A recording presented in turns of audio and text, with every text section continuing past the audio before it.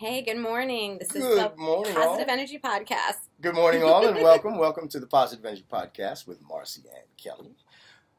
She's Marcy Lambert-Pellegrino. Figured I'd go a little different this time. They kind of look more, males got to do it. Yeah. Hey, Kelly is a universal name. So I know, it's unisex. Name. unisex. I said at the same time. I know, but that's a connection thing. Yeah, but it's, well, I can't even talk today. I didn't have enough coffee.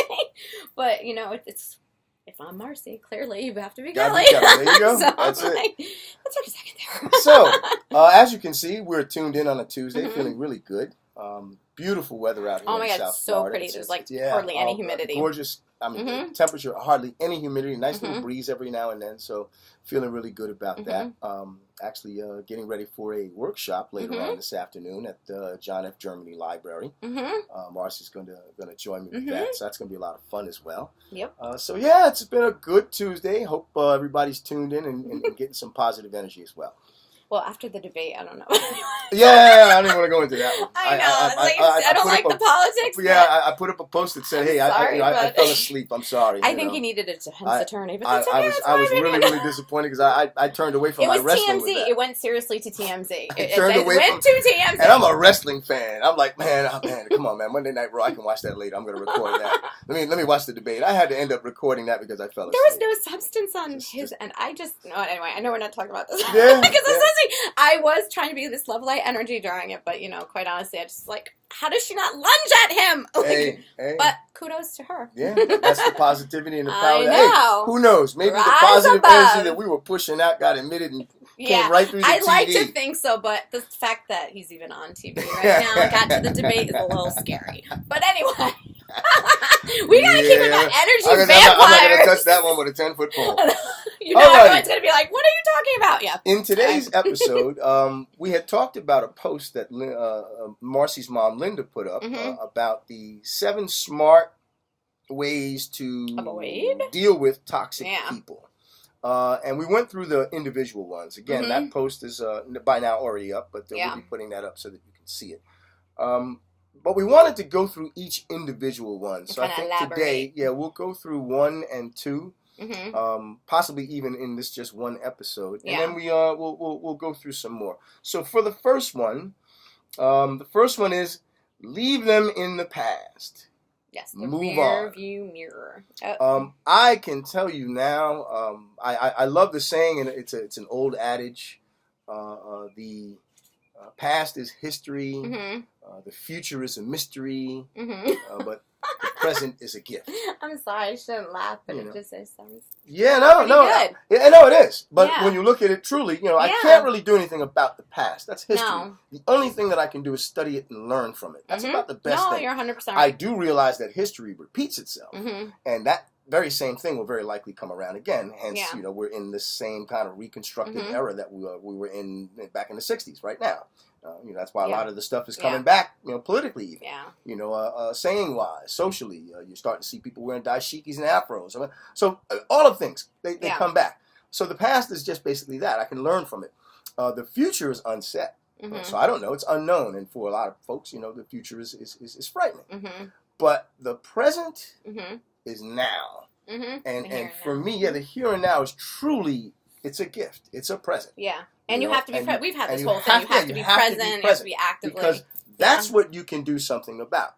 So the idea of letting go and just moving on, that is so critical, especially when dealing with toxic people. We always said never forget, but let go. Correct. Because that baggage is going to hold you. Like I said to you before, and I said to everyone else, I think it took when I was in my early 30s, like 30, 31, to just, finally leave them behind, because it's a discipline. And maybe we can talk about the idea of letting go and moving on.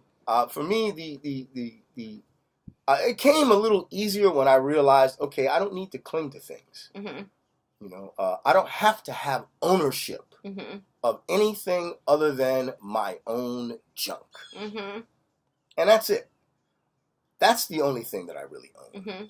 And if I claim ownership of my own junk, I better start working on it so that it can no longer be junk. Yeah. But once I realized that that's what I possess, the ownership of my own junk, all of those other things are a Kind of lot faded easier to away, let go. too. Yeah, it just kind of fades away. Because to it's let not go. mine anyway. Yeah. You know, when we were 2, so it's like you're creating attachments that are completely there you unnecessary. The attachments. And it's like a block, a cinder block. This goes back to the expectations that we talked about before. I think it all circles back. I mean, all of that stuff everything is interconnected. Yeah. You know, you'll see that. That's why we have the 3 spheres. Yeah, exactly.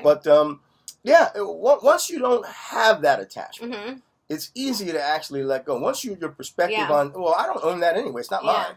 You know, the idea of the 2-year-old mentality, mine. What I go through in my house. No, don't get me wrong. Yeah. We've been pushing that on our kids for the last 2 generations. You know, that's why, like, the me generation, became the me generation. You know, and then, we have after them, another generation of kids who have a wild expectations. Like, okay, well, mom's supposed to take care of that. You're supposed to fix this. Like, whoa, yeah, wait right. a minute. Sorry, moms are not doing everything. Yeah, no, I'm supposed to guide you into how to do Mom that. is tapped out. Yeah, there you go. Mom's got her own stuff that she's got to fix. But, again, for me, once it became very clear that I don't have ownership over anything but my own junk. And it's a discipline, like it's a work and like we always talk about, you have to be constantly working, ever aware. Progressing. Okay, this is what I should be focusing on. This is upsetting me, and I'm acknowledging it, but I can't focus on it right now. Like, just those, again, they're like, I talk to myself, like affirmations, like, okay, this is really driving me crazy, but I just can't deal with this right now, so let me focus on this. And it would be your own stuff, stuff you can handle. Yeah, I mentioned in a post in the morning, I starting to post a lot of my morning meditation stuff that I do. I do it every morning. You're up so early. Well, to me anyway. I'm up when the sun. I mean, it's like the roosters. That it's not the rooster. It's Kelly. So good. You're still seeing the. I swear, I could sleep till like 9 every day if I could. You know, and then the sun starts to come up, and it's like, oh wow, it was just so pretty. Nope, but it's great reflective time. It's very, very quiet. You know, reflective is the back of my eyes. But I put up one about being energy conscious. Yeah. And I used to work with the Green Career Center. So for me, being energy conscious was being about conscious of how I'm using energy and what I'm doing with it. But now with what I'm doing and how I've grown, my perspective on energy altogether has changed. And I realized, wait a minute, I got to look at what I'm really focusing my energy on and what energy I'm emitting. You can get tapped out pretty quick. Correct. And don't get me wrong, if I'm not conscious of the energy that I'm emitting, I'm also impacting other people. And you're wasting it. I could actually impact other people in a negative way because I'm emitting an energy that's not something wrapped up in some other stuff where I've been spending too much time in one sphere, or maybe I've been spending too much time in my We all know what happens when we spend too much time in one sphere. I get charged up. I mean, you can see the way that I am. I get charged up. He had more coffee than me, I swear. I only had I've had about 4 cups already. I haven't even had 2. And I told you I drink. I'm half asleep. I just stay away. So you have to move on. You have to let go. You have to leave that in the past. Whatever way that works for you. I just told you when it works for me. Make sure you do that. Because that's it. The second one is tied to this as well. Stop pretending that their toxic behavior is okay.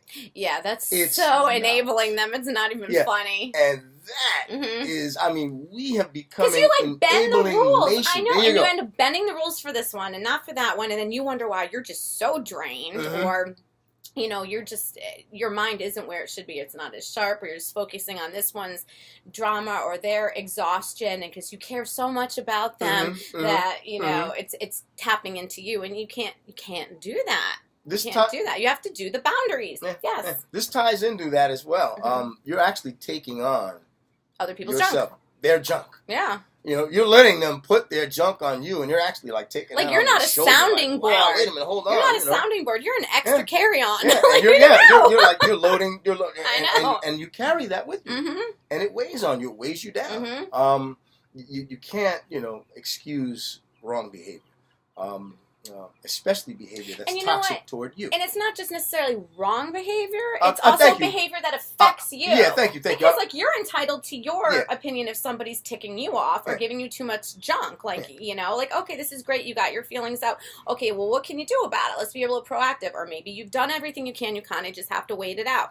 You don't need to hear about it every 2 minutes. So then every time you see that person, it's like you get this huge update. And I know my mom is probably laughing because this was me in my 20s. But this huge update, Yeah, let me correct. I'm glad you corrected because I usually don't use. You. I just no. You did for me. Those are mind checks for me. I usually don't use words like wrong or right because those are very judgmental words. That is all based on one's perspective. Mm-hmm. What is wrong for me right now in this given situation? 3 years from now may be right. Yeah. It's based upon my perspective. Someone may call you out on your stuff and you're like, you know what, you're right. I really didn't want to use the word I usually key into is effectiveness and that. So I'm really glad that you corrected that for me because that's really where I want to go with that. Well, I'm just thinking because there's some people that I can tolerate them, dramatizing things a little bit. And other ones, it's just like they will just feed and feed and being like, like a barnacle. They just like on you, and it's like... And I know you're I'm enabling them too, because what's good for one, I say, is not good for the other. But they take different lengths of energy out of me. So that's where I have to draw. Yeah, I have a saying I use called "call people on their junk."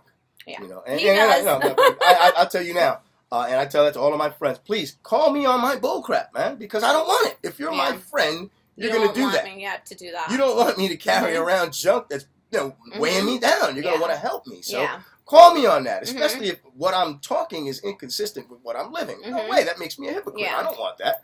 Hypocrisy is the worst thing that I could possibly have. So, call someone on their junk, but call them responsibly. Yeah. Remember, you're calling someone on the junk because it comes from a position of care for them. Caring and love, not devaluing. There you go. Yeah. And it comes from that place. It's not me throwing a dart. And some people are more sensitive, which we've all been there. So you kind of have to be like, don't take this the wrong way, but... Yeah. And I want to make sure I'm very clear on that. It's not me throwing a dart at them. Because sometimes we'll hold something. That's why I'll call someone on their junk very quickly because I don't want that to fester in me about something. And the thing, too, is if someone's And then I'll wait for the opportunity to say, oh, you did so-and-so. Boom! And I'll shoot that dart back at him. Yeah. No. Remember when you did so-and-so? Yeah, that's terrible. But if you can't do that. someone's already volatile, they're not going to think very rationally either. So you kind of do have to just be very careful how you word things because you don't want to devalue them. You don't want to hurt them, but you want to just be like, hey, I've noticed or there's anything I can do for you. Or, again, there's boundaries because you can only be a sounding board for so long, and then you got to move on to your stuff. So. Correct. And for me, volatile people. I'm sorry. He has no patience. Volatile. Oh, really? Okay, you want to explode on me? I don't think that's a dude. Don't let the glasses sleep. I will take them off and transform into Clark Kent and Superman. Like, boom! They'll be like, oh wow, wait, where'd that come from? Hey, all right, now we're doing the whole superhero thing. The Justice League. But we want to make sure we keep it positive. Totally. Worry, I'm not going to transform. The Hulk is internal. So Munson will attack you. I know, and I'll probably let him too. I told I was doing a workshop with young kids. I told them I'm to the position now where I'm a pugilist. I like to fight, but I like to fight in different ways. My best thing is a pen, man. You've said that before. Yeah, so if someone tries to swing on me, I know how to duck and run. That's what I'm going to do. I'm going to be like, I know how to bob and weave. Man, you must have been an interesting child. I'm going to duck and run, man. Your poor parents must have been on you. Oh, my God. Because, Kelly's always getting into trouble. Yeah, I realize things can escalate into something really bad very quickly. It's like, no, I'm not trying to escalate into anything bad. Call me whatever you want, but you're calling me that from a distance. I'll take it. I'll take it. I don't mind. I know who I am. I'm real comfortable in the skin that I'm in. So. Aww. Yeah. Alrighty, so we've had a great episode. Love talking with you all the time. Keep tuning in. Next time we'll give you 2 more from the 7. I guess we'll go 2 at a time, and then maybe the last one we'll do 3. Unless we just keep talking randomly. But yeah, we can do that too. We can go on all day. We're such tangents. Anyway, love, light, energy. Love, light, energy. Bye.